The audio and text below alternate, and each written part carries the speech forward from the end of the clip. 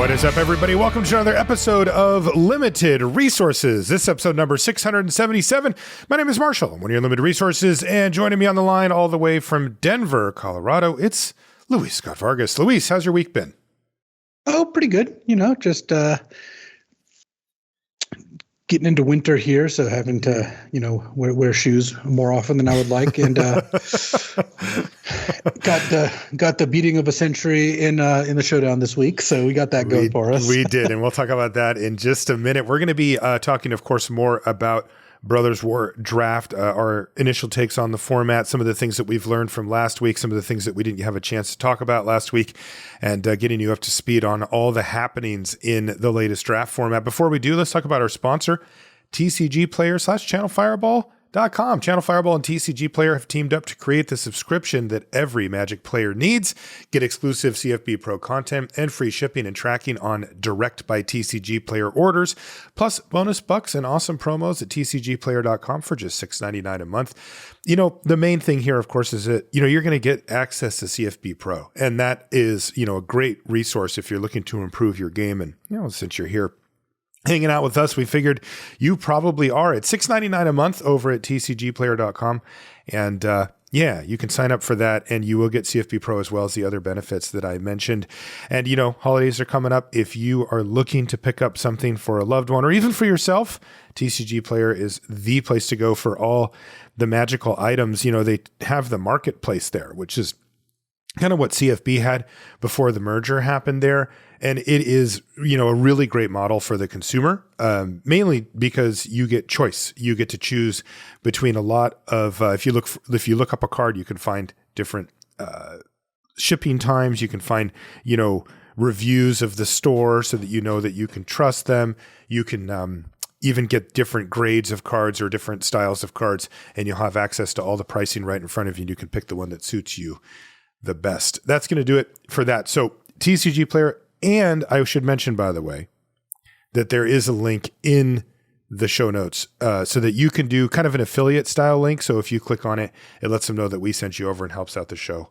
And we do appreciate it. Thank you so much for the support, TCG Player and Channel Fireball. The show is also brought to you by you via the Patreon. It's patreon.com/limited resources. Patreon is a website that we've been with for a very long time now, since they very first came out.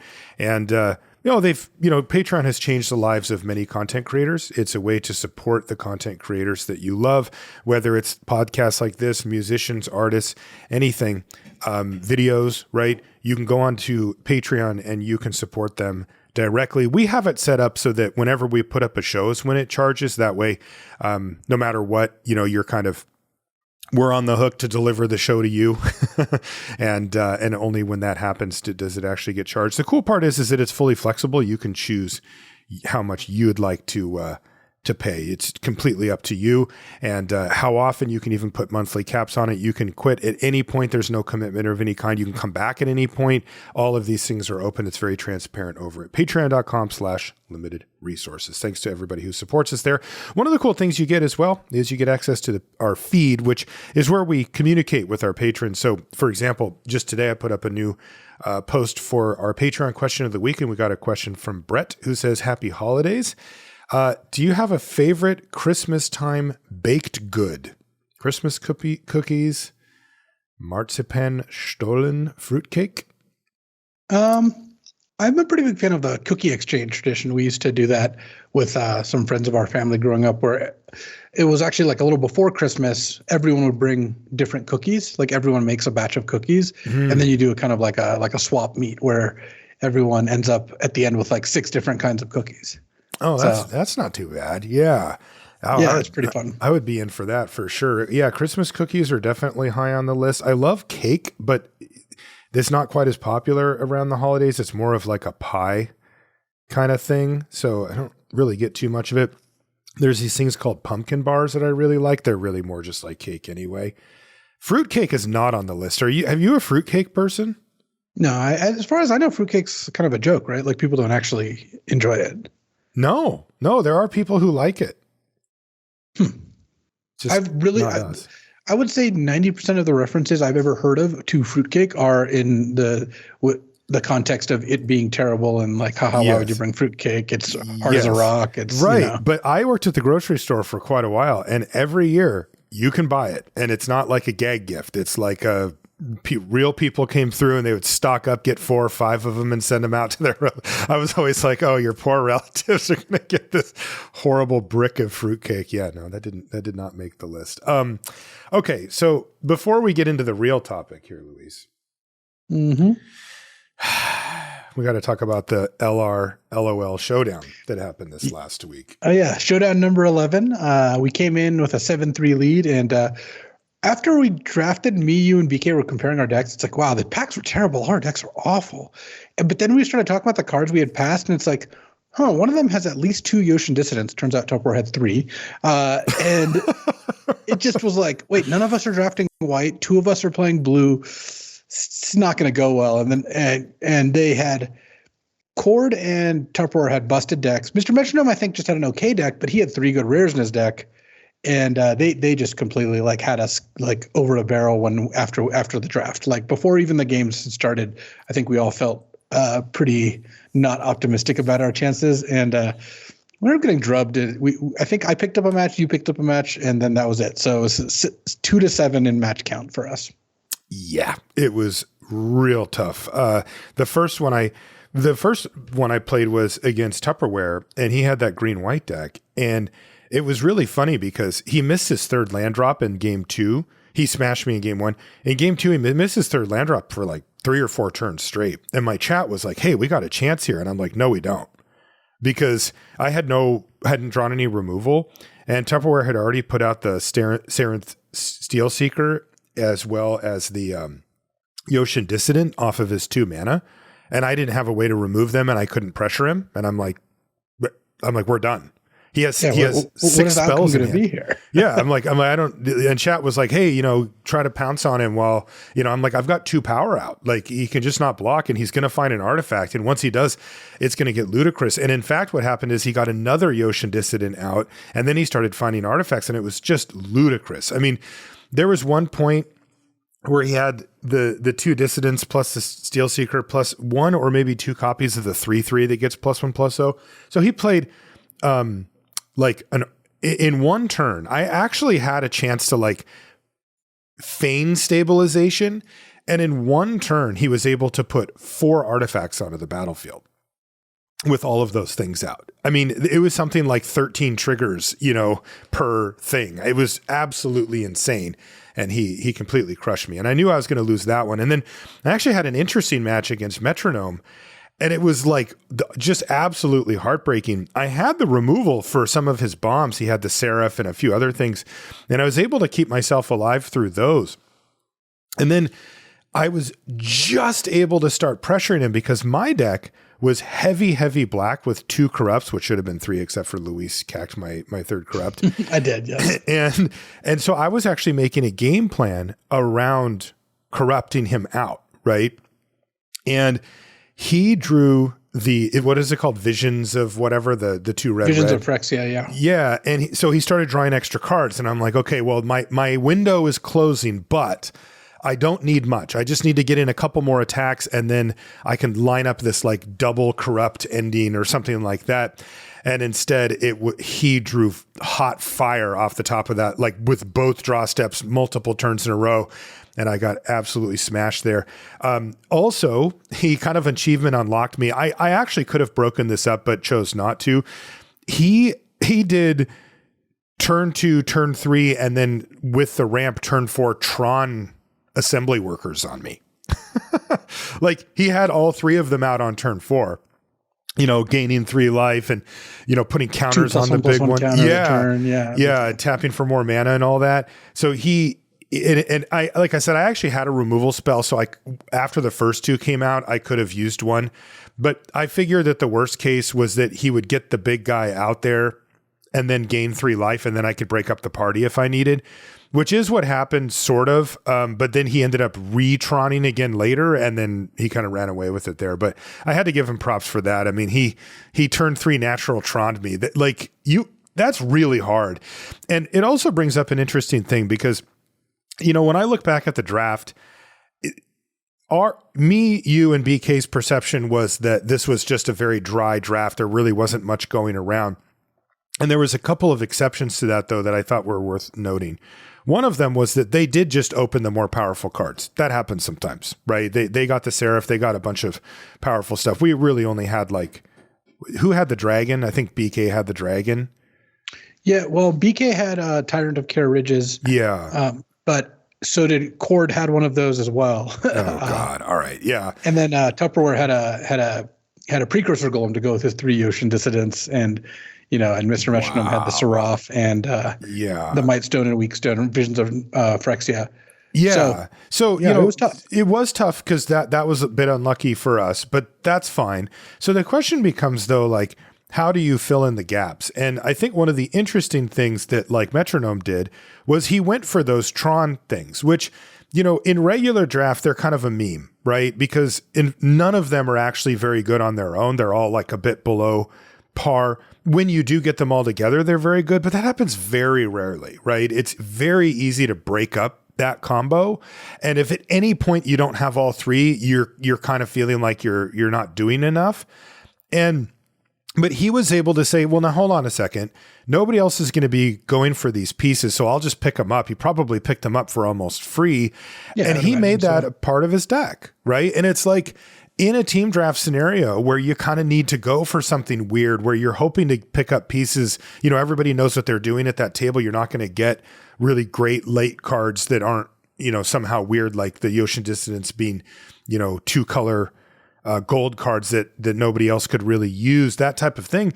And he made that work. And that was actually a piece of him winning, was having access to that kind of powerful combo that he made me break up, which I thought was pretty cool. Yeah. And then, when it came to the other part, it was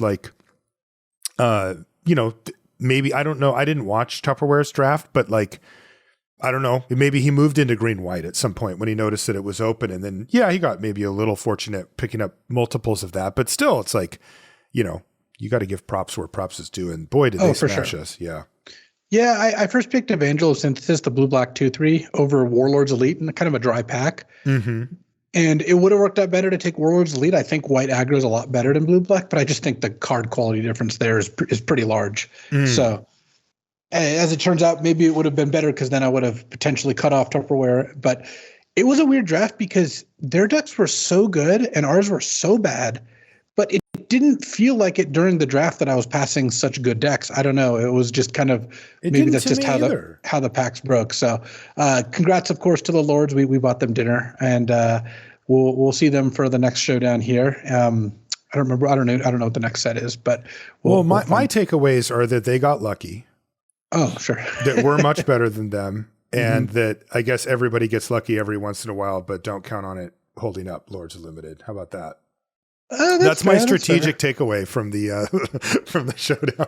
My takeaway is that BK shouldn't have practiced draft. Actually, he's been going hard. I ran into him in the queue this morning. We were both just playing drafts. So, wow. Yeah. Yeah. He's into it. You know what I just realized too, Luis, is while we're recapping, we also had the Arena Open. Yeah. Oh, it's true. Right. So we should talk about that too, because you and I both played in it and both made day 2. How did it go for you?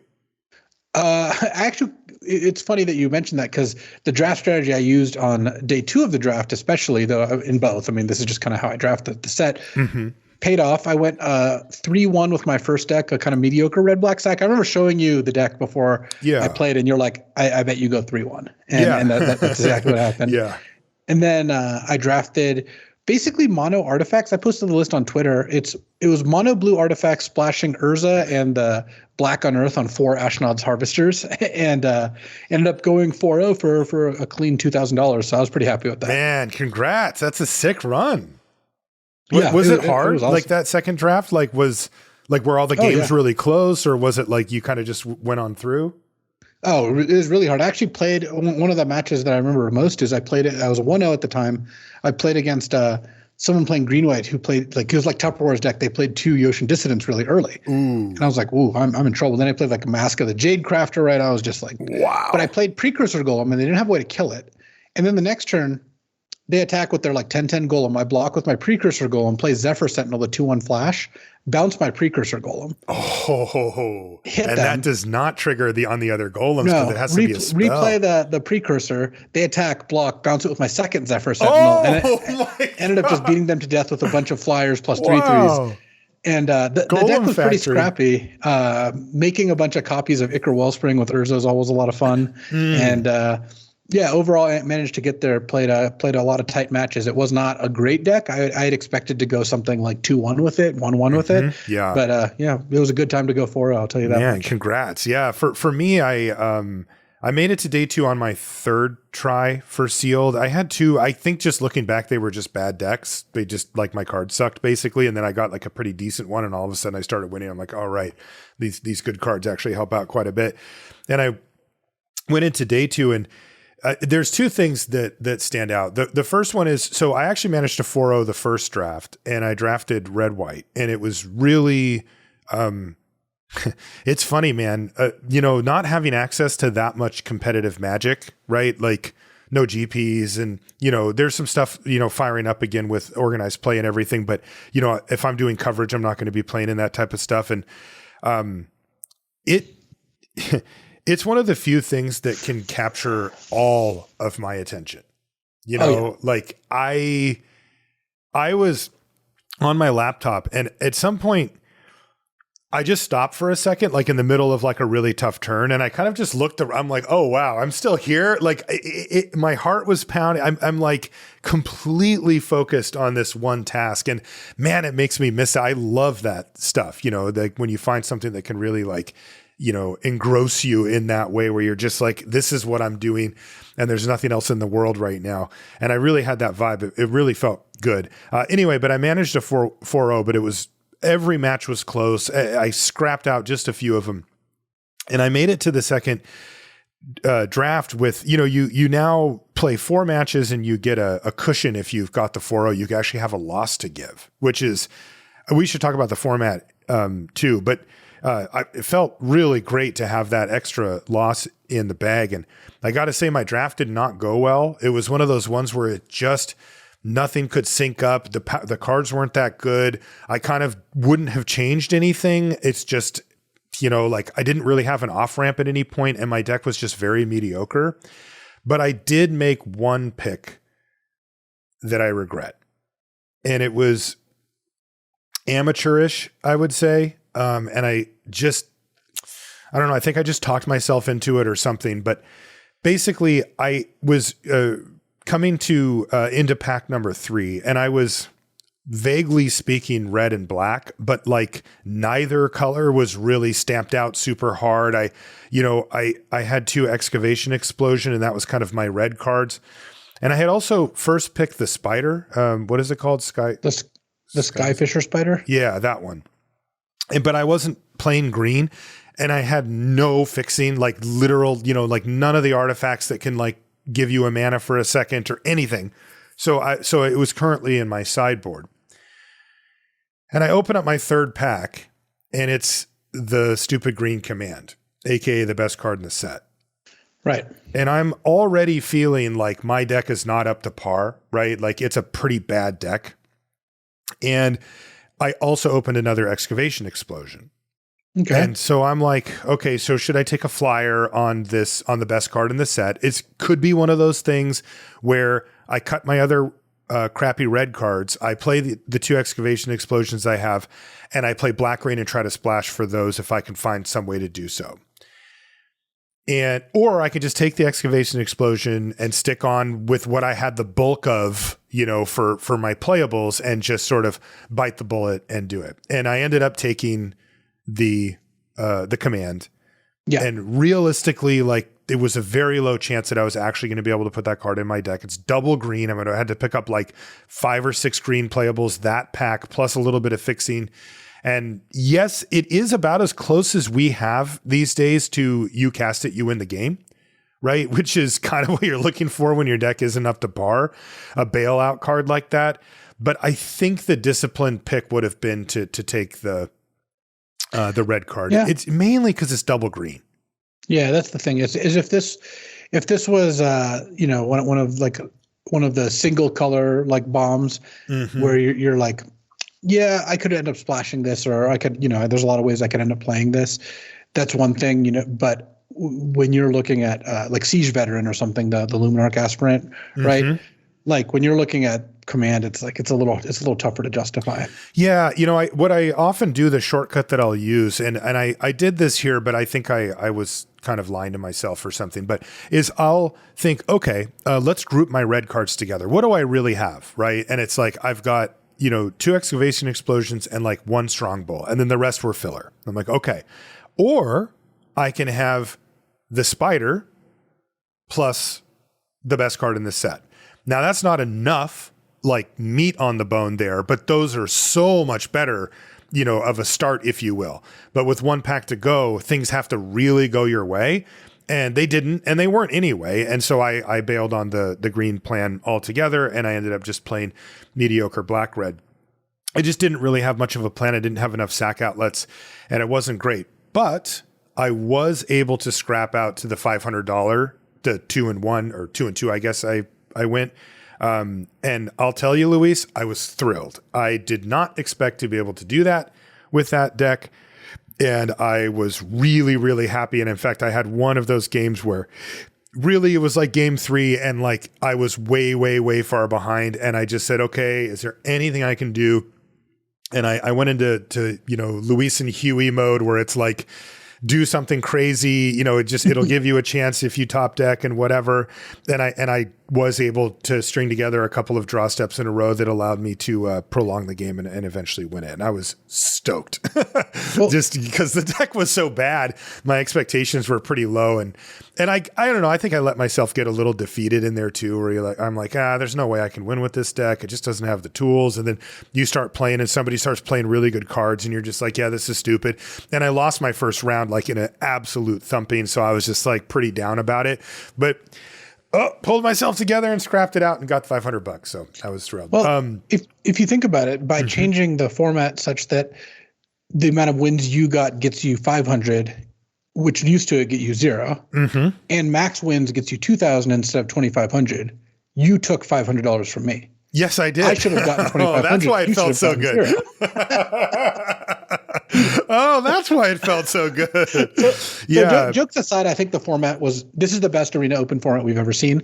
Yes. Playing one draft where you have to go 3-1 or 4-0 gets you to the second draft, I think a very good percentage of the time, like in terms of you still feel like you earned it. 3-1's not easy, but 3-0 or bust felt pretty bad. You make day 2, you lose round 1, and you're just done. Yes, which happened to me. Yeah. Yeah. I mean, and then splitting up the prize payout so it's 500, 1,000, 2,000, I think is also really good. So props to the Arena team, and I enjoyed the Arena Open. I told you this. I played most of it on my phone. I'm a mobile gamer now. It's so crazy that like you were able to win $2,000 on your phone. I was literally at lunch playing the second draft, or the last round of the first draft at lunch, just like playing at the table while we were waiting for our food. That is just absolutely crazy. Yeah. Did you buy lunch or? No, because I hadn't won money at that point. Oh, you didn't win yet. The first draft. So. Oh, the first draft. Okay. Yeah. Gotcha. All right. Let's do a crack-a-pack, and then we'll dive into some format stuff here. So first card out on our crack-a-pack is Aeronaut's Wings. That's the 2-mana equipment that you can pay 2 to equip. Creature gets +1/+0 flying. I actually tend to play a copy of this in a lot of my aggro decks because it steals games, doesn't it? Yeah, it really does. In fact, I queued against BK earlier, like I mentioned. Almost beat him with a top decked Aeronaut's Wings. He had one turn to get rid of it, but he static netted it. And I thought I was going to steal a game when he had it all locked up. But the card is good. I'm not going to first pick the card, but I have played one copy a lot more than I thought I would. Yeah, me too. It's fringe playable, but you can. Sylvian Rivalry, that's threat and effect. Hey, when it's solid. Great, it's great. Yeah, it's where you want to be. It's just not a first pick, right? Like this is the. I had 2 of these by the end of that second draft on day 2, and not enough sack outlets, right? Like that's kind of the story with this is you do need all the pieces in place, but when you get them there, it's solid. Gixian Skull Flare, that's the 2 and a black 2/3 that gets a +1/+1 counter on your upkeep if you got 3 creatures in your yard. This card I don't think is good. It's the sign of a bad deck and a poor draft if you have to play it, which is why you had multiples in your showdown deck.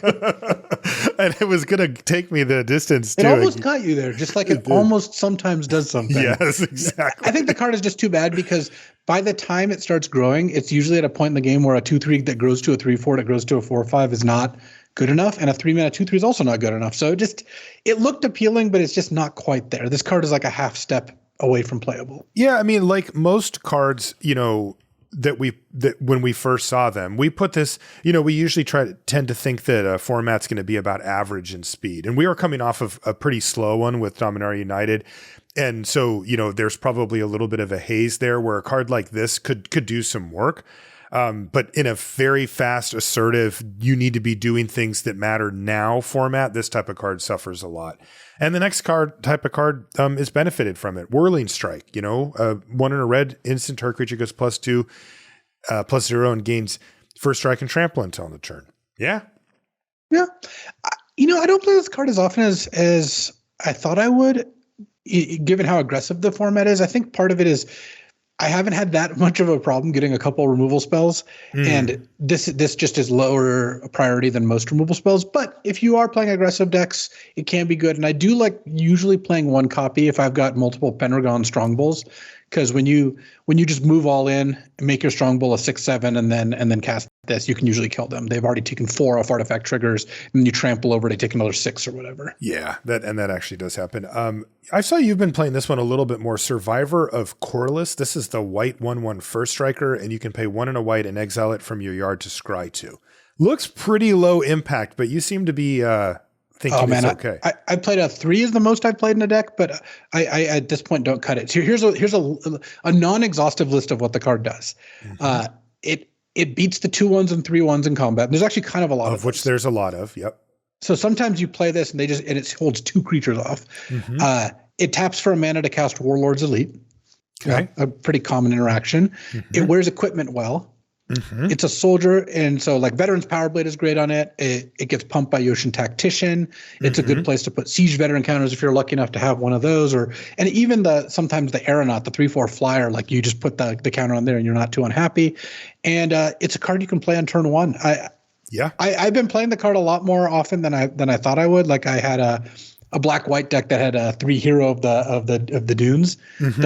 The 3/2 that brings us something back. And it's not that I would bring the Survivor back. I'd bring something else back. But the Survivor would now be a 2/1 first strike because of the hero or champion or whatever it is. Then that's good enough. So I'm, again, not going to take this card here. But it's a card I tend not to cut in my like white-based aggressive decks. And I haven't drafted a white deck that isn't aggressive for a while. White doesn't really lend itself to not being aggressive as far as I can tell. Yeah, and I think it's another sign of the format, right? Like these type of formats tend to push the mana values that you're willing to play down. So, what I've noticed in the queues, right, is that everybody's doing as much early stuff as possible. Like, we'll talk about it in a little bit, but the green Sentinel Stalwart, like that card's seen a lot of play. Survivor of Corliss has seen a lot of play. Everybody's recognized that this format is so assertive, and I'm using the term assertive rather than aggressive because it's a little bit different, but you need to be doing stuff basically at all times in the beginning of the game. And you're going to see cards like Survivor of Corliss, which, like you said, it has good synergies with a whole lot of different things in the format. Of course, on its own, it's fairly mediocre, but that's not how Magic works. So you're going to see cards like this on the battlefield. This next one, you will not see Fog of War. I've never seen anybody cast it. Pretty much crap. Killzone Acrobat's fine. That's the 2 and a black 3/2. And whenever you attack with it, you can sack another creature or artifact and give it flying until end of turn. It's kind of friends with Sibling Rivalry, even though it's just an okay combo. It turns your Sibling Rivalry into a removal spell most of the time. But, what you're really hoping for, and I think people sometimes overlook this, is when threaten effects are good with sacrifice outlets, is to threaten the creature, attack with it, and then sacrifice it. And you don't get to do that with the Killzone Acrobat. You're forced to kill it before the creature, that you stole can get into combat. It's fine, though. Right. You steal their Mishra's Juggernaut. You don't get to hit him for 5. You get to hit him for 3 in the air, which is right. It's nice that it doesn't cost you any additional mana, but yes. I like the Acrobat well enough in Black-Red just because it turns on your Blast Runners. It makes your like Ichor Wellsprings awesome, that sort of thing. But So far, this pack is kind of dragging. I'm not seeing anything here. Takesha's Dig Site. I never play this. This is a land that taps for colorless, or you can pay 3 mana and tap it to surveil 1. I just always look at it and go, yeah, okay, but like I really just don't want to screw up my mana, so I never play it. Yeah, the other thing is, like, even in this format, if you're monocolor, you're probably monocolor because you have a monocolor incentive. And I'm not going to put this in my deck, in my corrupt deck, because over a swamp. So yeah, don't play this card. Yeah, I guess if I'm mono red, I'd play one or something. But next is Retrieval Agent. This is the 3 and a blue 2/5, and you can pay 2 mana to give it +1/-1 until end of turn. I never play this card. Yeah, it's just jank. Next, gotta say, man, with how assertive this format is, even cards like this just are borderline. It's Gurgling Anointer, our preview card, which looks so powerful, but it's the 2 and a black 1/3 flyer. Whenever you draw your second card each turn, you get a counter on it. And when it dies, you return another target creature card with mana value less than or equal to its power from your graveyard to the battlefield. I mean, there's nothing not to like about it, but it's fine. You know, like I'll play it in a black deck. It's not like it's unplayable, but this is not a B. You know, this isn't like I gotta get my Gurgling Anointer. It's fine. But I thought it was going to be really powerful. You draft this format a fair amount now, right? A lot, yeah. And you've played with and against this card, I would say, multiple times on each side. I have, yes. How often have you seen this bring a card back? I think like once. Yeah, it doesn't happen. Why does it never happen? Ever? It's not a bad card, but the reason that doesn't happen is because they either kill it or you kill it, right, depending on which side it's on, before it's big enough or there's something else there, or it gets prison, it gets arrested, prison sentence, or overwhelming remorse, gets exiled, or it just gets ignored, right? Like you go past it somehow. So, like I've seen this get up to a 4/6 against me, and I just attacked them with 2 scrapwork cohorts and 4 other soldiers, and just ignored it. Like it got to block and kill something, and then they died. Right. So it is a good card. I wouldn't cut it from most decks. Like if you have either ways to draw extra cards, of course, obviously, or pump it. Like it's good with pump spells. Like I put a Veteran's Power Blade on this and gone to town. Like that's pretty good. That's pretty cool. But yeah, the card is not looking. It doesn't look as good as maybe it did initially. But I think right now it's the pick. Yeah, I do too. I mean, it still has a base power level that's pretty not decent. The actual pick. Like to give you an example, I would take Disfigure over this card first pack. Yeah, I think that's fair. Arms Race is next. This is the 3 and a red enchantment, and you can pay 3 and a red to put an artifact card from your hand onto the battlefield. It gains haste, and you sack it at the beginning of the next end step. Yeah, I've never even tried to build around this. I could believe a card pool where if you had 2 of these and a Wormcoil Engine and a couple other like big expensive things, you could like do some things, but you probably even shouldn't then. So yeah, it's a meme card. Yeah, it's just a joke. Okay, here's our. Geez, just the daggers keep flowing. Here's Yoshin Dissident for us. This is the green-white 1/1, and whenever an artifact ETBs, oh, that's a pick. I love this card. Counter. Yeah, it's been really powerful. And again, this really shows the difference too, right? Like Yoshin Dissident only costs 2 mana, and then the next turn you can start getting stuff going on it while building out your board. With like a card like Gurgling Anointer, if you want to do the draw an extra card thing, you are going to have to spend at least mana, if not cards, to do so. And many times that will be you not affecting the board directly. And that's the difference between these type of cards, because they're both actually somewhat similar in that, uncommon, they both trigger off of their thing, but Yoshin Dissident is so much more where you want to be in the format. Card's great. Yeah. It also works really well with any artifact that you can get 2 of, the 3/1 that brings a 1/1 is kind of the key. But yeah, card's awesome. I would take it here. Would you take it over either our retro artifact or our rare? Our rare is Tokasia Dig Site Mentor. That's one a green, white, blue for the 4/3 to give creatures you control vigilance, and they can tap to surveil 1. And then you can pay 2 green, green, white, white, blue, blue, and exile this thing from your graveyard to return any number of target artifact cards with total mana value 10 or less from your graveyard to the battlefield at sorcery speed.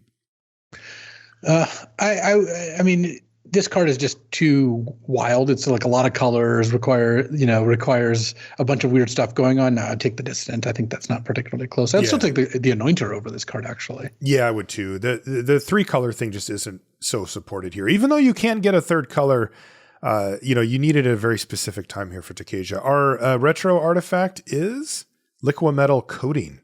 That's the 2-mana artifact, and you can tap it to have target permanent become an artifact in addition to its other types until end of turn. And we'll talk about this card in a little bit, but let's just say it's not the pick here, and we're going to take Yotian Dissident, right? Yeah. Yeah. So there you go. That also, again, kind of gives you a hint of how we approach the format. We want things that do things now. So let's talk big picture here for a minute. Where are you at on your approach to drafting Bro? The first thing I want to say is I actually really like the format. Yes, the format's really fast in terms of like you have to get on the board quickly, and aggro is the best thing going on. That hasn't changed. But the games matter. Like the gameplay matters. It's not Magic's too complex of a game to just say, oh, this format's fast or this format's slow, and I like slow formats and I don't like fast formats. There are certain things about slow formats I do like more than fast formats, but this format specifically has, I think, really excellent gameplay. It's got a lot of interesting micro decisions. It's got a lot of really cool synergies. The unearth, the cantrip artifacts, getting random colors of artifacts off of like Chromatic Star or Elsewhere Flask opens up these cool possibilities. And like Prototype gives you a lot of like flexibility with cards.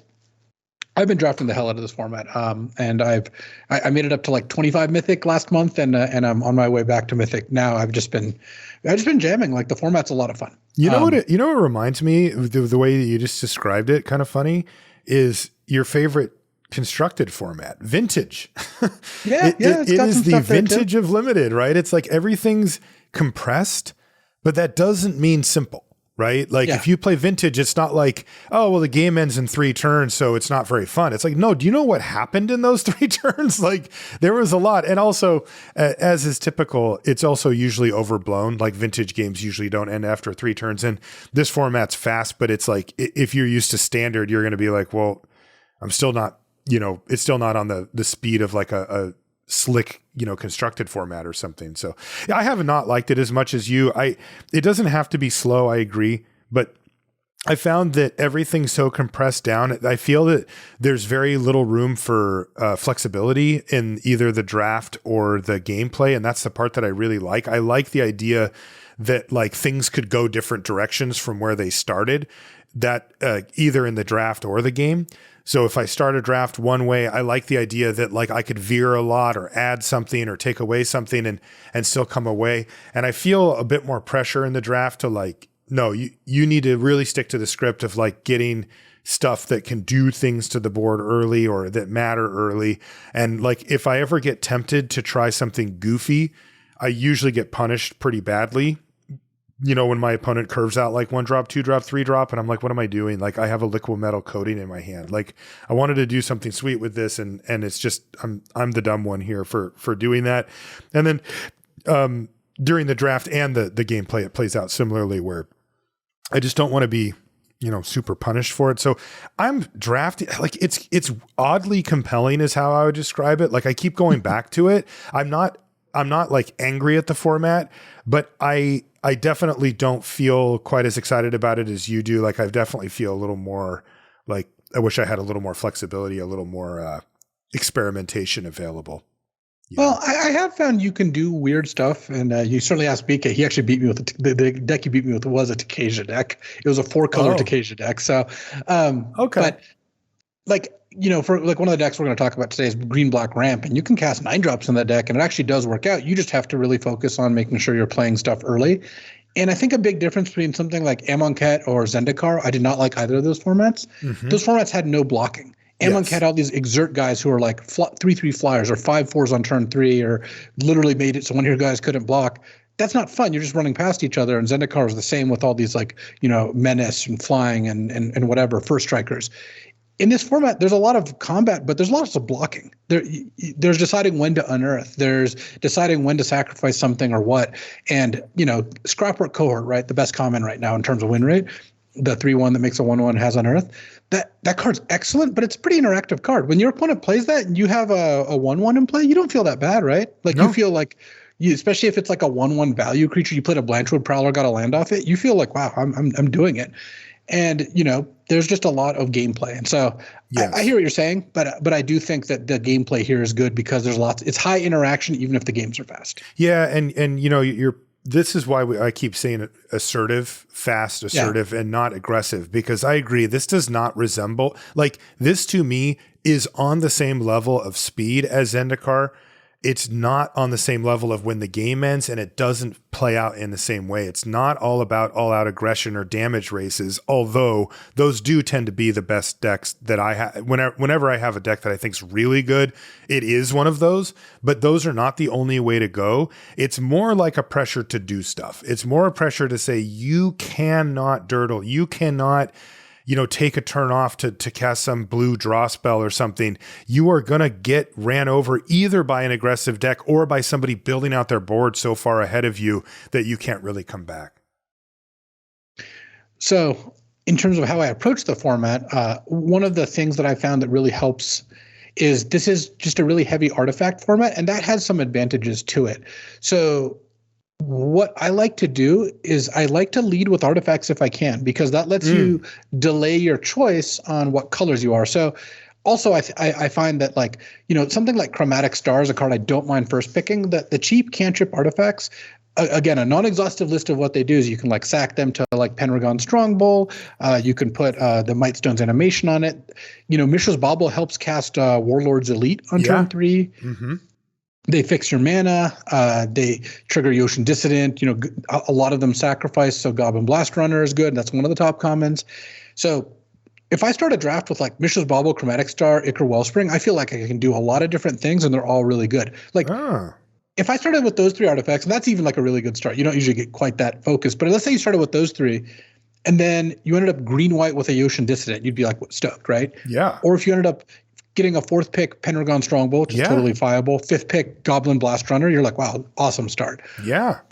Any of those things, or you just pick up 2 Mightstone's animations in a row. And it's not that I really want to play blue. I think that's the worst color. But if I get a 5th pick Mightstone's animation, which again, totally doable, and I've taken all these cards, I feel like these cards are the glue that make almost all the archetypes work. They're good in green-black. They're good in green-white. They're good in red-black. They're good in the blue-based decks.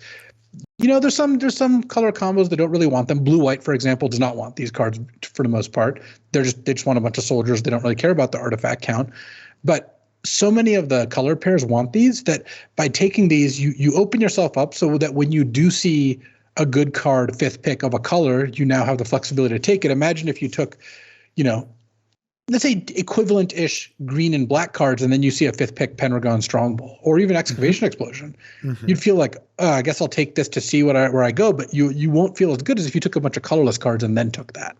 I might try that. I like that. Yeah, the other thing, and this is how I ended up in the Arena Open, that deck, is I just took a bunch of artifact creatures. Like Ashnod's Harvester, the reason I love that card, that's the 2-mana 3/1. When it attacks, exiles a card. It has Unearth of 1 and a black. It's like that, or Scrapwork Mutt, the 2/1 that makes you discard and you can rummage and flash it back for a red and 1. Those cards you can play in non-red or black decks. Mm-hmm. They pretty much justify themselves in this format. A 2/1, 2-mana 3/1 or 2/1 artifact creature with a decent ability. Play that in a lot of decks. And then because I also prioritize taking those random cantrip artifacts, those get me another color. So I ended up like in that open deck, basically mono blue, but I had a couple ways to just bring back the harvesters. It's not like you need 6 black sources. If you have 3-4 black sources, 1 or 2 swamps, a Chromatic Star, and a refractor, then in late game you can bring it back. It's not like you're bringing it back turn 3 anyway. Right. So artifacts are really powerful. This is an artifact set, and one of the advantages you take even with the colored artifacts with like colored costs somewhere in them is they keep you open. And like this is part of the reason Scrapwork Cohort is such a high pick for me. Yeah. I played that card in red black tons of times. First of all, it's good in red black even if you can't bring it back. And again, it's not hard. 1 Plains, 1 Evolving Wilds, and an Elsewhere Flask is like a decent chance of bringing it back at some point in the game. Yeah, I mean, I've played it with just a Chromatic Star. Just like, if I happen to have it and it lines up, I'll do it. Otherwise, no. Just value added. So when I draft this format, like, yes, of course, if you open a great card, you take the great card, right? That's not controversial. Well, it's never happened to me, so I wouldn't know. Yeah, I mean, it's a strategy that not all of us can employ. But I end up just trying to take artifacts where I can because I find that those are the building blocks to a lot of successful decks and give you the flexibility you want. That said, I mean, there's a limit to it. I will take Excavation Explosion over Chromatic Star. I'm not so far gone in that direction, but I like starting with these artifacts, and I find that even something like red-white just can make use of these pretty well, right? Black white, like they're, Hero of the Dunes can bring back Chromatic Star, and sometimes that's a good play for you. Yeah, it's interesting because the format all pushes in that same direction. Speaking of artifacts, having them on the battlefield and being able to use them, it is interesting because I've noticed that my inclination, right, is to be pretty careful with my removal. Right. I want to try it. Like I want to make sure that I have it for the thing that I can't beat otherwise. If I think I can take a little bit of damage, or if I can trade it off for a creature in a turn, or even just have a better blocker, I'll usually try to wait. But what I've noticed in this format is that, along the lines of trying to push, it's actually better often to just fire it off. And the reasons for that are twofold. One of them is simple. It's just that like taking damage sucks in this format. You don't want to do it. You want to, be decisive about killing any threats on the other side. So that's pretty straightforward. But the other is that a lot of the removal gives you a power stone, and like playing an Excavation Explosion on turn 3 on their like okay card that you may be able to deal with later doesn't feel great. But when you untap and you have the extra power stone, and now you're like casting your more expensive stuff, or you're prototyping, or now you have extra food for your strongbow. Curve. Right. And it's like, wow, okay, yeah, you know what? This whole format is just pushing you to do more sooner. And I think that going with the flow on that has worked for me as well. I mean, how bad is the worst creature you would not Excavation Explosion on turn 3 when you have like a 5-drop artifact in your hand? Right, exactly. Right. And I think that, again, my normal instinct would be like, well, I can beat that card, or it's not going to really do that much, and I'll just hold on to this explosion in case they play a flyer or something I can't beat. And it's like, nah, you usually just want to go kind of pedal to the metal. Also, taking a turn off to not cast something is very punishing in the format too, so that can come into play as well. All right. What else? Do you want to talk about archetypes here? Yeah. So just a quick rundown, because some of these are fairly straightforward. One I've drafted a bunch of times recently in the last couple of days, just kind of randomly. That's how they came together as white black aggro. Okay. And this the like kind of stated theme is artifacts and creatures that cost 3 or less. Right. You have a bunch of cards like Recommission, Hero of the Dunes, that specifically trigger Takesha's Welcome on cards that cost 3 or less. In practice, this deck ends up being an aggressive white-black deck, with white providing a lot of the creatures, black providing some removal spells, and things like Emergency Weld and Hero of the Dunes, because there's this like graveyard theme where you have a bunch of ways to get things back. And mainly what you want to focus on here is a good curve. Like you want your ambush paratroopers or scrapwork mutts, or your phalanxes, the 2/2 vigilance that gets +1/+0 when you play an artifact. And this dips a little bit more into the artifact theme than something like blue-white. Scrapwork cohort, of course, excellent here as always. And you've kind of got a mix between soldiers and artifacts here. I don't play this as a sacrifice deck very much. Like, you do have Thraxodemon and Killzone Acrobat. Yeah. And those cards can be playable, but they're not priorities really, because you want to be aggressive. You're not sitting around using Thraxodemon that much. You don't have so much fodder that you're necessarily sacking things to the Killzone Acrobat. Those are both fine.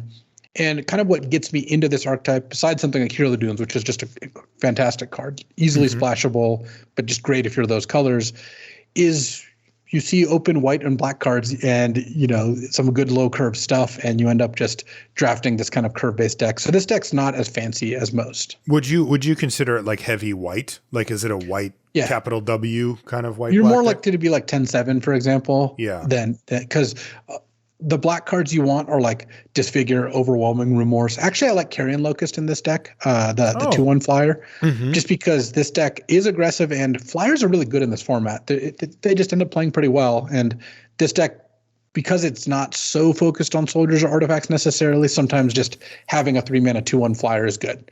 Plus, every now and then it kills an unearthed thing out of their graveyard and pings them for 1. Okay. The least artifact-based deck in the format, I think, is Blue-White Soldiers. This is another one, and this is maybe the easiest plug-and-play deck I can think of. Literally what you want to draft is Blue-White Soldiers. Yeah. Again, heavily white-based. White's like the main color in almost all these archetypes, where you want as many soldiers as you can get. The blue kind of comes in with Air Marshal, your boy. Yep. Having like 1 or 2 of those is really good, because in the mid to late game, they can just kill your opponent. Of course, the Ocean Tactician, the 3/4 that gives all your soldiers +1/+1. Excellent reason to be in this deck. Again, it's the signpost uncommon for a reason. And then I don't mind a couple interaction points out of blue, like Machine Over Matter or Scatter Ray. Just This is the deck. It's funny. This isn't even a deck that necessarily has an artifact in play, but this is the deck where straight up unsummon or mana leak is actually good because you're just playing all these aggressive white creatures. Right. Yeah. This is also the deck where like Aeronaut Cavalry like always hits. Yeah, it's just awesome. Like you never miss. I also want to say Ambush Paratrooper is a hell of a card. I mean, this is the 1/2 really flash, pays 5 to give your whole team +1/+1. I win tons of games with this card. I find myself killing it when they have 5 creatures in play, some of which cost like 5 mana. This is still the card you want to kill. It really is. I mean, I guess when they have 5 creatures in play, the ability is really good. But what my point is that this is a really dangerous card at most points in the game. And it's a card that makes it so I don't attack my 1/1s into their 2 mana on turn 2 when they're playing white. Like, you should probably not do that unless you have a good reason to think they don't have it. Your 1/1 first striker. What's right, a little worse. exactly. Yeah. All right, this deck's a little more complicated. We'll take a little bit more time here. Green-black ramp. So after our first week, we're like, oh, we're a little disappointed. Ramp doesn't seem that good. And the reality is I think blue-green ramp isn't good because I think the 2 main reasons I like to play blue in the format, or 3, I guess. I have a bunch of Mightstone's animations. So I'm an aggressive blue deck of some kind with a bunch of artifacts. Mm-hmm. I'm playing it as a supporting color in my soldiers deck or blue-black deck. Or I'm playing like blue-red spells, and I have, a bunch of the young pyromancer dude, the blue-red 2/1 that makes soldiers when you cast a spell. So blue-green ramp is not on that list. I think blue-green ramp is pretty poor because blue doesn't really add much to the green there, because blue has some Power Stone stuff, but it's kind of clunky and bad. Like splitting the Power Stones is just not a good card, and like casting Stern Lesson as a ramp spell, I find is just not the way to succeed in this format. Yeah. So I don't like blue-green ramp, but I do like green-black ramp. This has been my most successful ramp deck so far. Okay. So what you're trying to do here is play to the board early. Disfigure is excellent in the deck. Blanchard Prowler is excellent in the deck. The best card for this deck is Argothian Opportunist. Oh, so 3 mana, 3/2, make a Power Stone. Like this card, if you can use the Power Stone well, which this deck does a great job of, a 3 mana, 3/2 that puts a land into play, like that's just an absurd card, right? From nowhere. Yeah. Just straight up and then you can trade it off. You can sacrifice it, whatever. And 3/2 is a good stat line. That'll trade for almost anything. So if you can do that and then start ramping out Boulder Branch Golems and other big prototype cards, this deck can work. You've got some really powerful uncommons. Skyfisher Spider, one of the best uncommons in the set, and you have a lot of sack fodder because again, you're playing those early creatures. Cerin Steel Seeker, the 1/2 that lets you surveil 1 and draw lands off the top of your deck when you play artifacts. This card can do some good work. And then Mask of the Jadecrafter is a fantastic payoff that does pretty well if you have like limited mana. Like it's not great, but it does something and is very good when you have a lot of mana. So sometimes really good. You'll make an emergency 3/3 or 4/4 golem early and then make a 7/7 later in the game. Some cards that I like in this deck that weren't obvious to me initially that were good is Sentinel Stalwart, the 1 mana 1/1 that you can tap a creature artifact to add a mana. I've been seeing those more and more on the battlefield. Well, they help you get on board early. It's worth kind of giving up part of a card, right? Because you're kind of tapping 2 cards to make a mana, and a 1/1 is not the most relevant at all points in order to accelerate. Because getting to play a 4-drop on turn 3. In fact, I actually had a game earlier today where I went turn 1 Stalwart, turn 2 Mishra's Bauble, Argothian Opportunist. That felt pretty good. Wow, that's gross. And then you can sack it in this deck to Power Stone Fracture, which is a card I really like in this deck, and Skyfisher Spider. It converts a Power Stone into a non-Power Stone mana. This deck has, all those the Chromatic Star, Ichor Wellspring, all that junk flying around. And what this deck can also do is splash actual cards. Like I played this deck where you splash 2 Excavation Explosions or whatever, or just off color Unearth. Scrapwork Cohort is really good in this deck, and you can just flash it back at some point off your Sentinel Stalwart or your Chromatic Star, what have you. So I like this deck. The big off-color prototypes can be pretty good too, where sometimes you can play them for their prototype cost. And sometimes, like, I played this deck where you just played the Skitter Beam Battalion, the 9 mana 4/4 that makes 2 copies of itself, that it couldn't actually cast the red version, but it just wanted a 9-drop in the deck because this is the deck that can actually cast them. This is the deck that has Argothian Opportunist, Gix's Caress, Sentinel Stalwart, like all that kind of stuff. One thing I say I have found not to be good enough is Stone Retrieval Unit, the 4 mana 2/3 that makes a Power Stone. It's just a step behind the format. I have not wanted to play that card. Yeah. How important is the Boulder Branch Golem? I mean, that's the one that to me when my opponent gets to that level of mana, I'm kind of holding my breath and hoping they don't have, because usually I'm, kind of running out of gas on my aggressive plan. And then they're like, boom, gain 6. And it's like, oh, it's a really important card for this deck. It does a couple things. One is, like you said, it just puts them out of reach, right? When you're like, when you get to the point where you can cast this for 7 mana, you gain 6 and put a 6/5 into play. Not much can go wrong from that point. Mm-hmm. And you can, they can kill it and attack you, and sometimes that happens. Sometimes they can't kill it, and now they're flyers. They're trying to chip you to deck with flyers, and that's at least multiple turns of kind of like a safety net. And then the other thing is, this is one of the prototypes that's just in your colors. So sometimes you play against red, white, and you cast this for 4 mana, and it's a 3/3 gain 3, and it stops, trades for their 3/2, and you're pretty happy with that. Yeah. It is a very annoying card to see on the other side if you're trying to, pound through a bunch of damage. How good do you think this deck is overall? I think this deck is not as obviously good as like some of the white decks. I think it's pretty hard to end up with a bad white aggro deck, assuming white is somewhat open, because there's a lot of ways you can go. Where like if you start, this is why I like starting with white cards, because you can go white, red, white, black, white, green, white, blue. You can go all the colors. And the most kind of on rails of those is the soldiers deck. But still, the white cards you want generally end up overlapping pretty nicely with all those decks.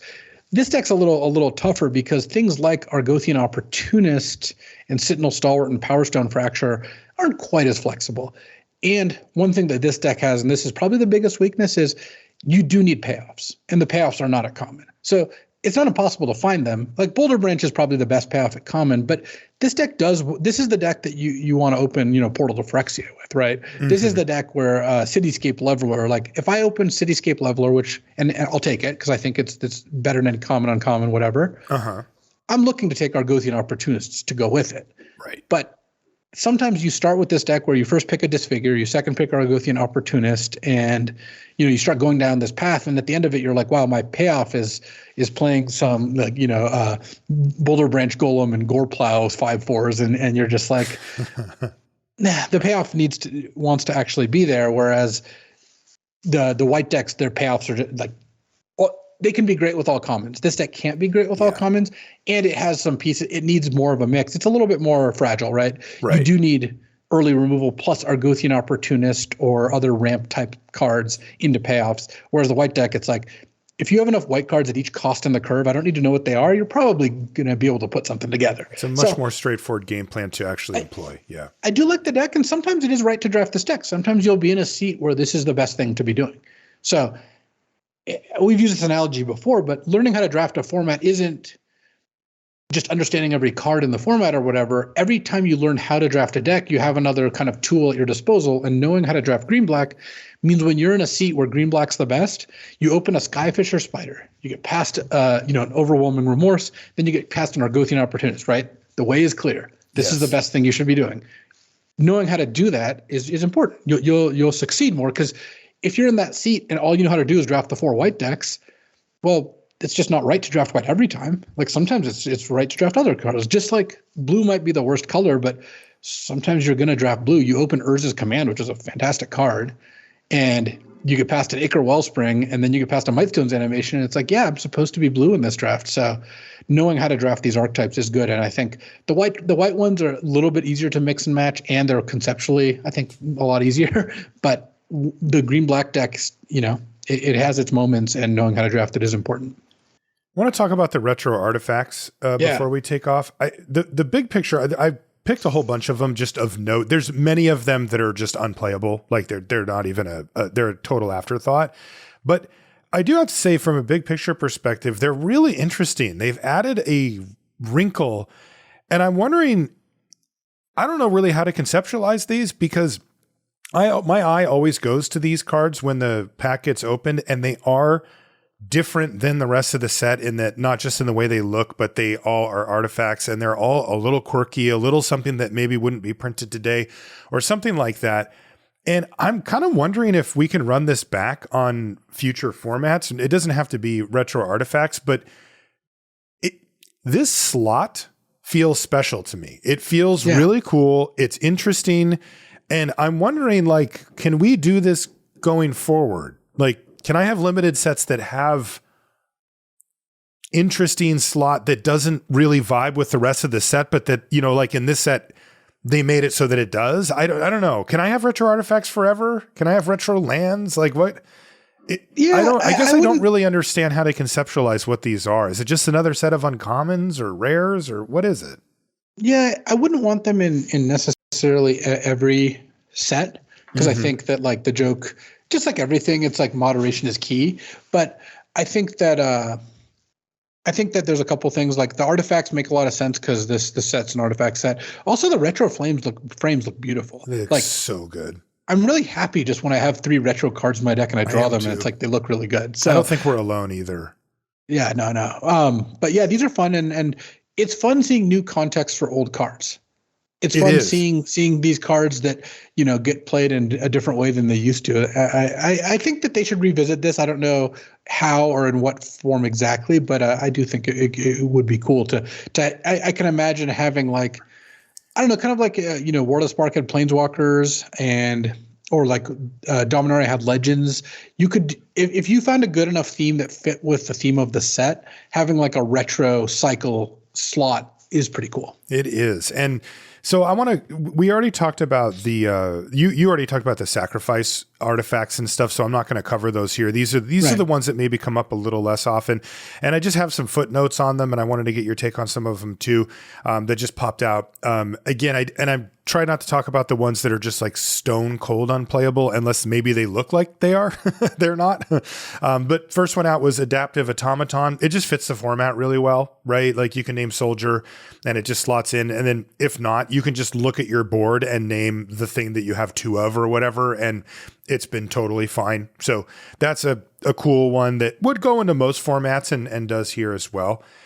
This one's interesting to me, Luis. So Ultra of Dementia.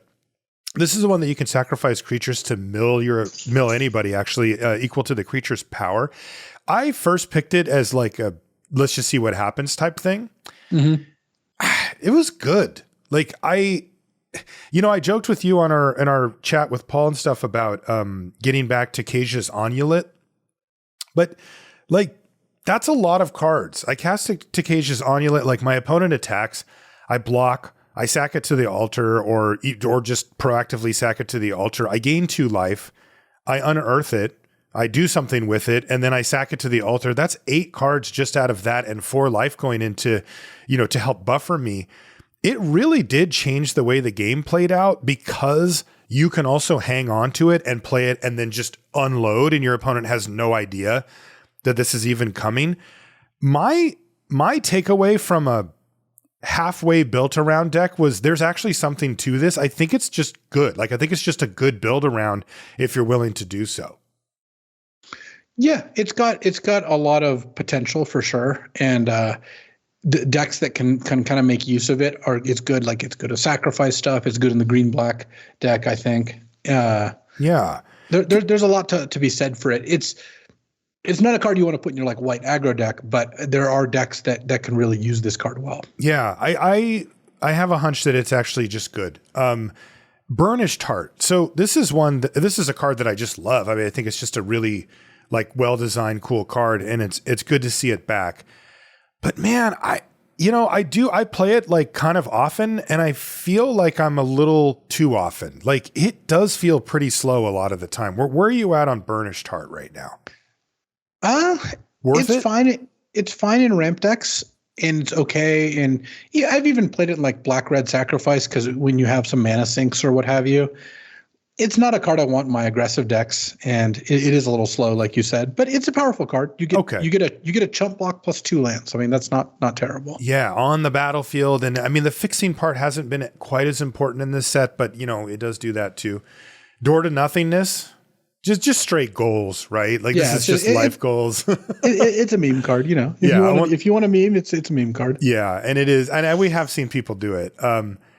This is one that I remember you had to run during the set review, and I came to Goblin Charbelcher, and I'm like, can we actually do this? And I either forgot or never knew that if you hit the land first, that it was just a 0.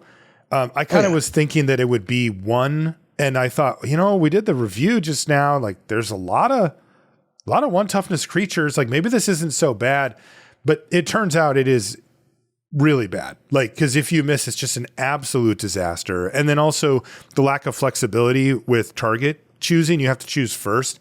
So even if you just pick a one toughness creature and, you know, you've put your 7 mana into this stupid thing, you still can just miss. That's too bad. So yeah, Charbelcher's out. It's not a good card. I did have it in a mono red deck, and it was pretty sweet. That's cool. The max I got was an 8-point belch against my opponent. I ended up with 6 wins out of that deck. Where did you aim it?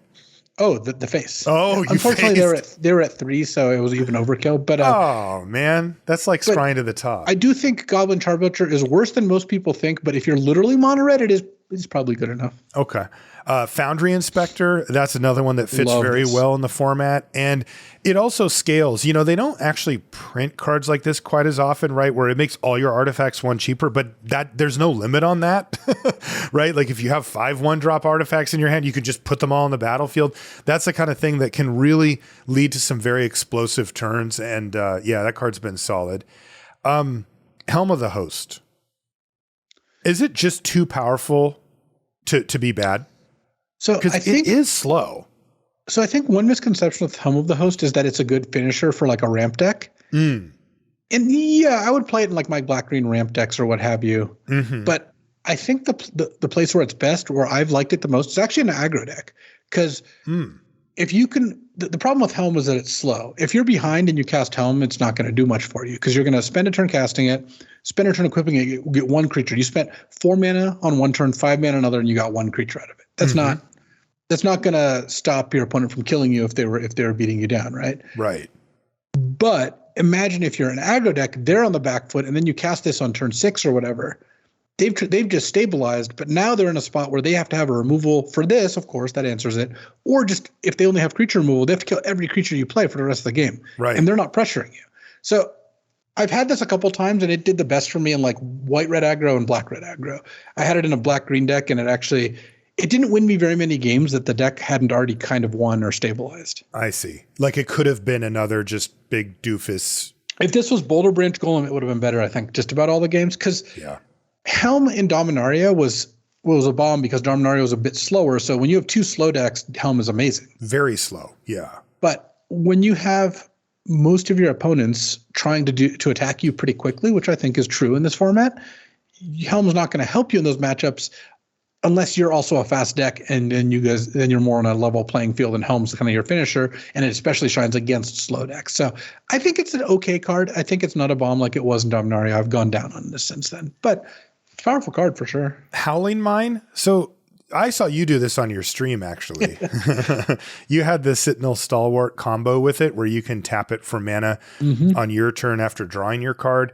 And then even if you don't use the mana and then send it back over to your opponent, and since it's tapped, it won't trigger, and it becomes, well, it's kind of funny because we usually say your own personal Howling Mine, but it really is exactly that. There's also an interesting little sub trick. You can use Warlord's Elite and you can tap the Howling Mine to cast it. That's only a one-time deal, but I mean, that's a full card you're denying your opponent, so it is relevant. The question becomes, is this more for the memes, or like if you can get your hand on 2 stalwarts, are you like, no, I let's say you have 2 stalwarts, you go to pack 3 and you open up Howling Mine and like a decent removal spell. Like, are you like, no, we're doing it, I'm going to Howling Mine? I would take the Howling Mine. Okay. If you go stalwart into Howling Mine and they don't have an answer, you're going to win that game really easily because you just ramped and you're drawing 2 cards a turn and they're not. Yeah. And it's interesting because a lot of the deficit to Howling Mine is that you have to pay the mana and the card to play it, and then your opponent gets a card straight away. And if you can even just Sentinel Stalwart, it's that first card, and then they untap and kill the Stalwart, let's say, to kind of break up the combo, you still denied them that card, and that, you know, that is often the difference. So it's also just super sweet. You had another edge case for the Howling Mine too, right? If you're a really aggressive deck, Howling Mine can be okay, especially on the play in like a best of 3 game.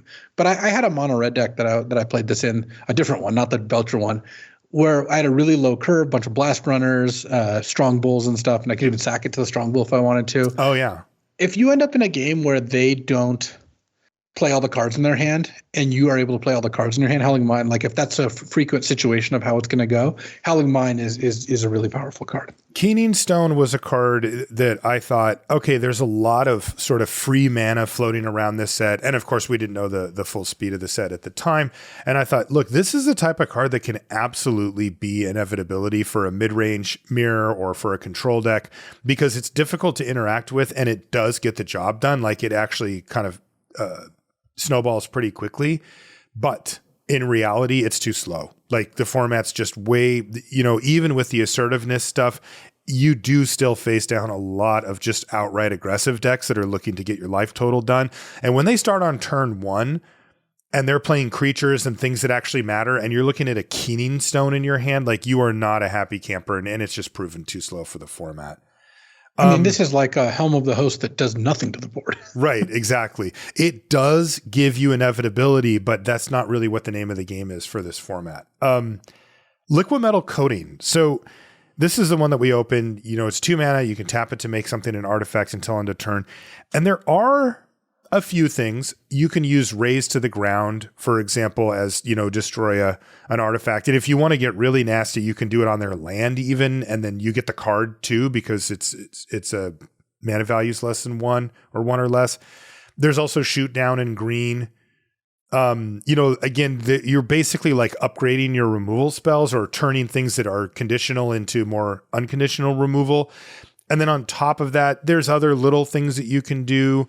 Things that care about artifact count. You can sacrifice something you maybe wouldn't normally be able to, a strong bull or something like that. But man, are any of these enough to make you interested in actually running Liquid Metal Coating? No, I have never run into the situation, because the problem is when you combine Liquid Metal Coating and Shoot Down, what did you do? You spent 4 mana and 2 cards to 1-for-1 your opponent, and you still have a Liquid Metal Coating in play. Like, yep. The kinds of things you want for Liquid Metal Coating are like Ancient Grudge. If that was in the format, that's right. A payoff. Right. If you had a repeatable way to kill artifacts, or something that really paid you off for making something into an artifact, I don't see it. Like playing a bunch of Raise to the Grounds and Liquid Metal Coating just doesn't seem like a winning strategy. And the artifact removal is also fine even without coating. Like you don't need to play Liquid Metal Coating to give you that access to extra targets. Yeah, it's kind of tossing a card. Mesmeric Orb. So I just want to revisit, you had mentioned that you can do kind of like a big setup with it where you kind of hang on to it in your hand and then wait till your opponent's tapped out and then play it and kind of maybe lock them out, especially if it's in a slower matchup.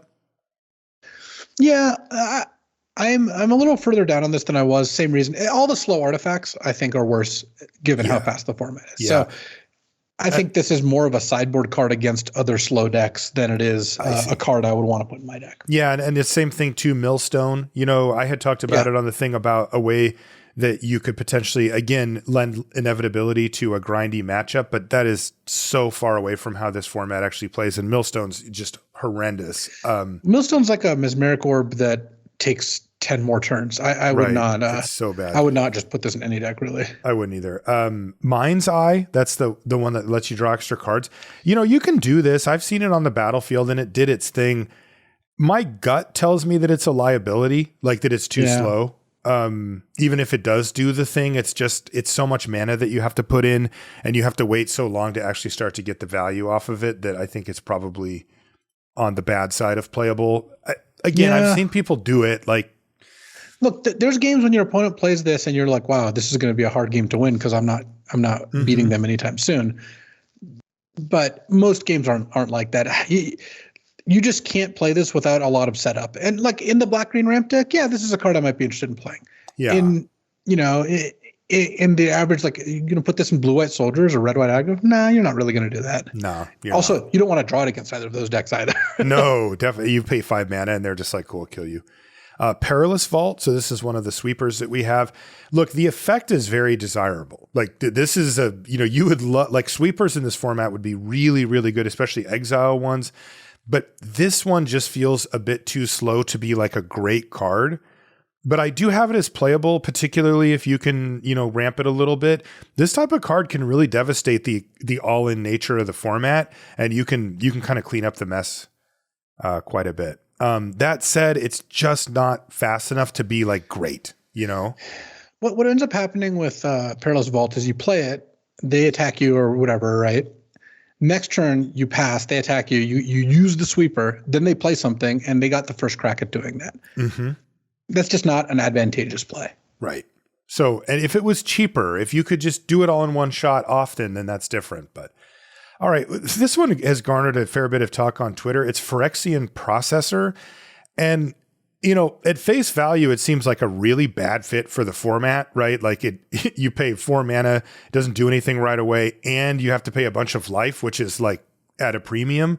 But there were people arguing both sides of it on Twitter. Where do you come down on Phyrexian Processor? I was in that Twitter discussion. Yeah, I know. we gave this high grade in the set review because it's a powerful card and it has historically been a very strong one. I think it's just absolute trash in this format. Like, you should just not put this card in your deck. It seems so bad to like spend 4 mana and pay a bunch of life. Like paying 4 mana and 5 life, and then paying 8 mana and 5 life to get a 5/5. That if they have a artifact removal or a bounce spell or anything, you just completely wrecked. Like, it's just not. This isn't for the format. That said, I would probably start this in sealed, and I would definitely want to slide it in most matchups if I didn't have it main deck, or maybe just slide it out if they were too fast. But in draft, nah, man, this is just not the way to go. So sorry, Phyrexian Processor, it's not 2000 again. Like right. 22 years ago, this was a bomb. It's just not now.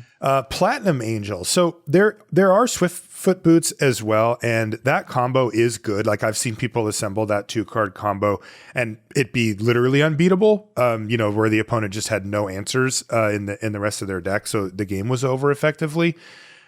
So the first question is, if you had access to these 2 cards, would you put them in your deck? And then the other one is, if you only had access to the Platinum Angel, would you put it in your deck? Like, let's say that you could cast it reasonably. I think if I had access to both, I'd just play the Platinum Angel. I don't even really want to play Swiftfoot Boots no matter what. Like, okay. Mm-hmm. I think Platinum Angel is fine if you're in a ramp strategy. It's a 7 mana 4/4 flyer, which obviously is not the best deal. But if they can't kill it, you do end up winning the game, or at least delaying your losses pretty effectively. And I think that's fine. It's a fine ramp payoff. Like, imagine on 7 mana, you play this versus playing the Boulder Golem and gaining a bunch of life, right? Boulder Branch Golem. What's more likely to be better? Well, maybe the Golem, but probably the Golem. Yeah. But if you play this, it's similar. Like, there's some games where you play this and your opponent, like, you're playing against blue-white, maybe they don't have a great way to remove this, Yeah. Yeah. And I mean, and Platinum Angel does have a certain weird spot in the format. You also can combine it with things that can protect it, like the white 1-drop protection spell. And Lauren's Escape or Guy's Gift. And Guy's Gift. Or if you're playing blue and Urza's Rebuff, the counter spell, like, if you untap with Platinum Angel, because what often happens with Platinum Angel, kind of the drawback is you play it, and if they can't kill it right away, you get some breathing room, but sometimes you need to survive for 5 turns to win the game. Right. If you untap with this and have a counter spell, it's really hard to lose the game from that spot. Sculpting Steel is pretty good, but I don't know, it just never seems great. Like, I don't know. It might just be limited experience with it or whatever, but I think I've had a person cast it against me a couple of times, and maybe I had it. I don't even know if I've had it, but I was kind of thinking it would be a little better than it is, even though you can still play it, I guess. I think it's good. I would play it in any deck, but I don't think it's like a bomb. It's worse than I thought initially. Self-assembler. So that can search up autonomous assembler, mine worker, power plant worker, or tower worker. Well, if you have autonomous assembler, this card's fantastic. Mm-hmm. But I've actually found pretty good success in ramp decks where you have self-assembler and just a couple tower workers, the 1/3 reach, the taps red colorless, because it's still a 2-for-1. Both cards do work well enough in your strategy. Like, I've had this in green black ramp or like blue X artifacts and been okay with it. It's a solid card. Sigil of Valor. Considering how aggressive the format is, you'd think like a reasonably priced equipment might be the way to go. It's been pretty mediocre. I have lost to it. I have actually had it in a deck where it was decent. I had a bunch of cohorts and stuff, but overall it's been really kind of medium. The key for Sigil of Valor is you need flyers or tramplers, but mostly flyers, because tramplers tend to be big already, so you don't really need to double up on them that much. But it's good with flyers. Sometimes you pop this on your paratrooper and you attack for 6 or whatever. Yeah. It's a little worse than it looks in general, but I found it to be playable. Staff of Domination. I haven't had a chance to get one yet, but I love that card, but it does seem too slow for the format. Yeah, I don't think it's good. It's just too expensive. Sundering Titan I also haven't had yet, but I looked it up on 17 lands, and it's like pretty good. Like it's not like a super bomb, but it's like actually performing. I think Sundering Titan's good. I mean, 8 mana is doable in this format in the right deck. Again, 8 mana cards, you do have to like, do some work to do that. But when you play it, it's going to blow up 2 of their lands and sometimes 1 or 2 of yours. But if you're similar colors, it can punish them a lot more. And then it also, you get the second trigger if they remove it, whether it's bounce, exile, whatever, it just leaves play. So it ends up being a pretty punishing card, and it's huge. They have to do something about it. It's massive. And then last but not least, Wormcoil Engine, the GOAT for limited, one of the best limited cards ever. Although interestingly, it isn't number 1 in this set. It's actually number 4 currently, but whatever. That is the card that, when you like, that has to be the card you want to open the most, right? Pick one, pack one. Yeah, I think so. Because it's colorless. There's no way to go wrong. There you go. All right. So there's our takes on the format as it stands right now. I'm still drafting it, so that's good. Although it is only like week 2 or 3 or whatever. But we had the super early arena open for it, and as Luis said, he's super into it and still jamming a bunch of drafts, climbing up those mythic ranks. Luis, when are you going to stream some of this mythic drafting for us? Come on, I wanna go for the ride. Yeah. I'll probably try to do a little streaming coming up here. I like that.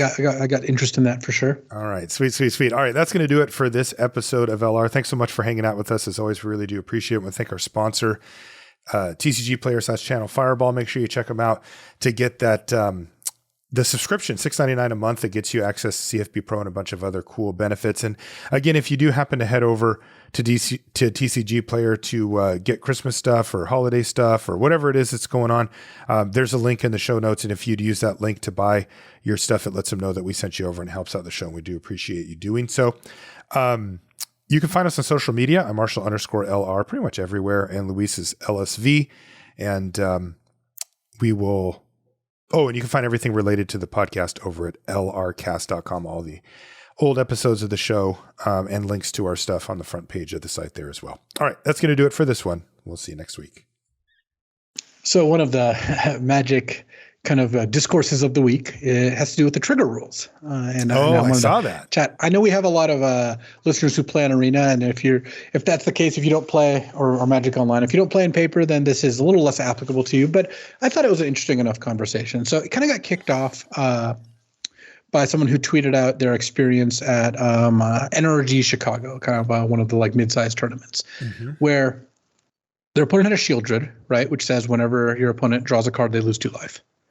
So they draw for their turn, they lose 2 life. They cast Consider. They bin a card, they draw. Opponent doesn't say anything.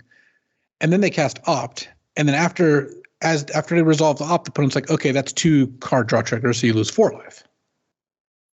And so they call a judge, and they were like dismayed to learn that basically the policy is if the trigger that was quote unquote missed, or if the trigger that could have still happened, in this case it could have, because it's legal to go cast a card draw spell, Shieldred's triggers on the stack, in response cast another instant speed card draw spell, because they were both instant. If the trigger could have been on the stack, you need to confirm with your opponent that the stack is empty before that.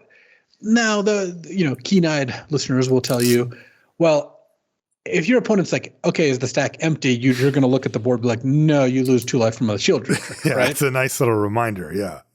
But, and there was some debate about like, oh, how bad is this? You have to remind your opponent of their triggers, or like, there's all this angle shooting in paper play. And honestly, I gotta tell you that my approach to this is exactly what Sam Pardee said, is basically he assumes that if your opponent's going to get their triggers, and there's no real way around it, but that's fine. The game is not who misses the most triggers. Like, yeah, you could argue that that's a skill in Magic, just like everything else.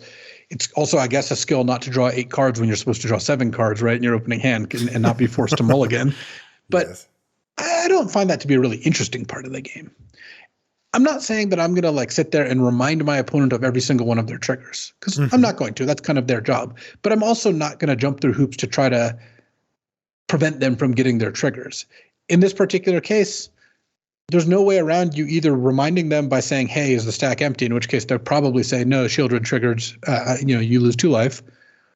Or what you could do is in this case, the opponent, the person with all the cantrips didn't want to go to combat because they had they're playing Is It Phoenix and they needed Phoenixes to trigger at the beginning of combat. Mm-hmm. But one thing you could do if you really wanted to, like if you thought your opponent missed it and you wanted to like kind of get around it without reminding them, is you say like, all right, I'm going to go to combat. And if they don't say anything, if they say okay, then at that point they've missed their trigger. You can proceed, right?